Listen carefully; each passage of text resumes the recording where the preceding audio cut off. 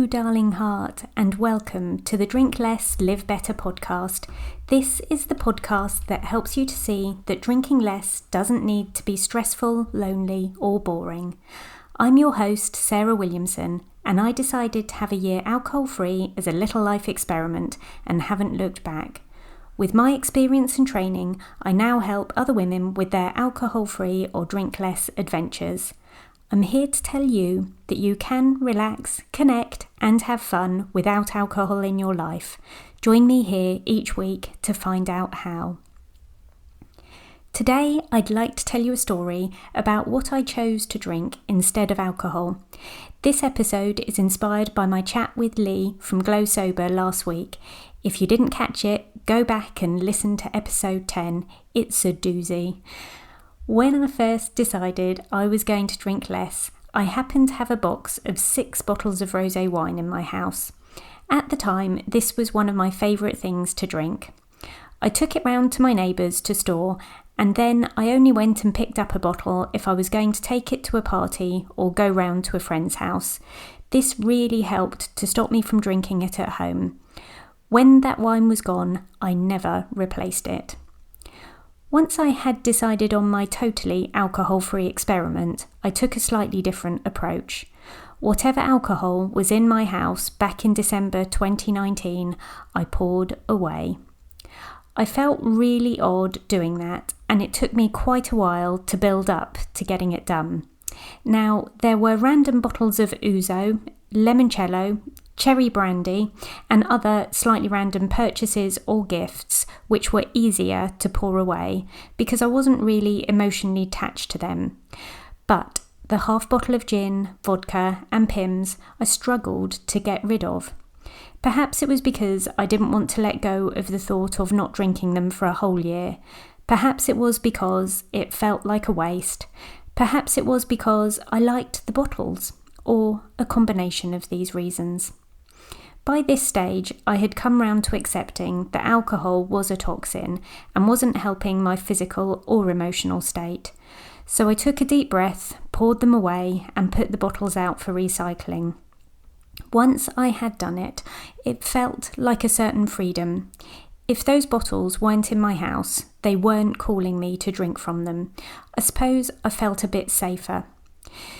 The only alcohol that was left in the house from then was my husband's beers and his whiskey.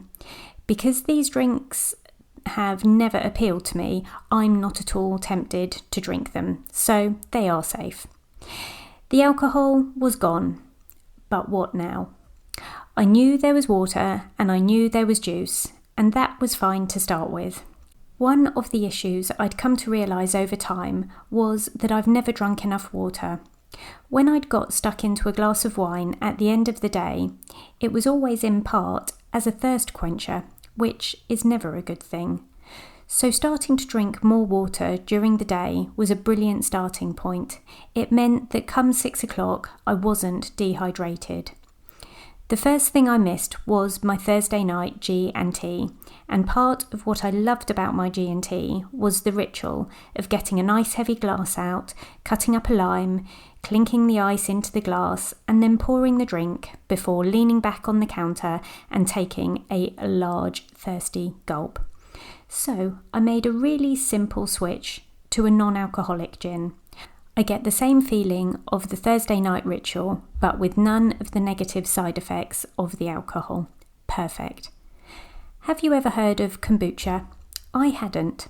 It's a fermented, lightly sparkling flavoured tea drink, and there are loads of brands and flavours out there, or you can make your own. I started drinking it from time to time as a replacement for white wine, and now I really love it. In a pub, I love a ginger beer or an alcohol-free lager if they have one.